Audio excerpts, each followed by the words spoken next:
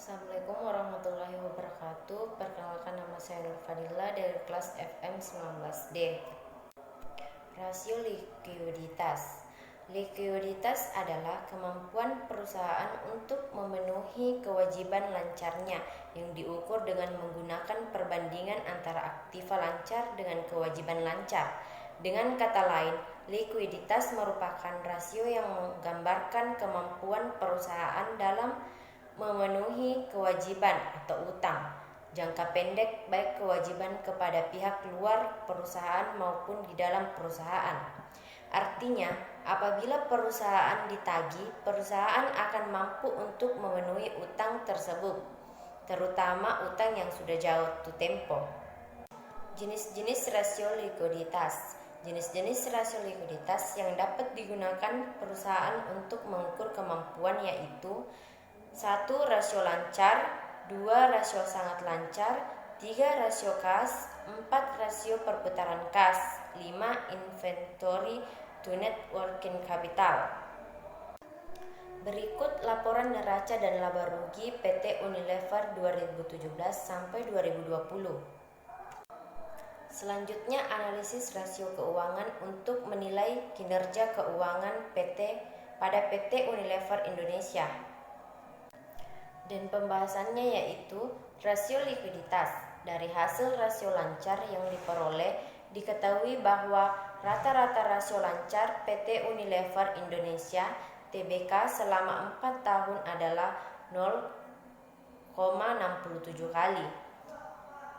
Jika dibandingkan dengan rata-rata industri untuk rasio lancar yaitu 2 kali, maka dapat disimpulkan bahwa rasio lancar PT Unilever Indonesia (TBK) selama 4 tahun masih berada di bawah rata-rata industri yang ada atau perusahaan hanya memiliki aset lancar sebanyak 67 kali dari total kewajiban lancar, sehingga dengan ini maka dapat dikatakan bahwa kinerja keuangan PT Unilever Indonesia (TBK) dilihat dari rasio lancar berada pada kategori kurang baik.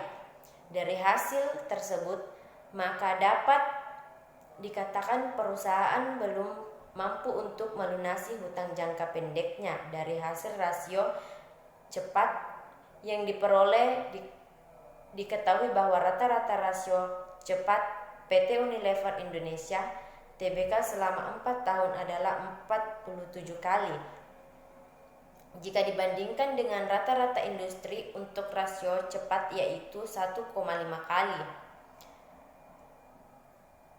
maka dapat disimpulkan bahwa rasio cepat PT Unilever Indonesia (TBK) selama 4 tahun masih berada di bawah rata-rata industri yang ada atau perusahaan hanya memiliki aset lancar sebanyak 47 kali dari total kewajiban lancar, sehingga dengan ini maka dapat dikatakan bahwa kinerja keuangan PT Unilever Indonesia (TBK) selama 4 tahun dilihat dari rasio cepat berada pada kategori kurang baik.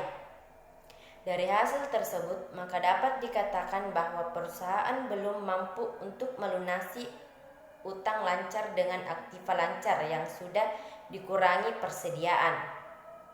Dari hasil rasio kas yang diperoleh, diketahui bahwa rata-rata rasio kas PT Unilever Indonesia (TBK) selama 4 tahun adalah 4%. Jika dibandingkan dengan rata-rata industri untuk rasio cepat yaitu 50%, maka dapat disimpulkan bahwa rasio cepat PT Unilever Indonesia TBK selama 4 tahun masih berada sangat jauh di bawah rata-rata industri yang ada pada perusahaan hanya memiliki kas sebanyak 4 kali dari total kewajiban lancar, sehingga dengan ini maka dapat dikatakan bahwa kinerja keuangan PT Unilever Indonesia (TBK) selama 4 tahun dilihat dari rasio kas berada pada kategori kurang baik. Dari hasil tersebut maka dapat dikatakan perusahaan belum mampu menutupi kewajiban lancar dengan menggunakan kas atau setara kas. Terima kasih.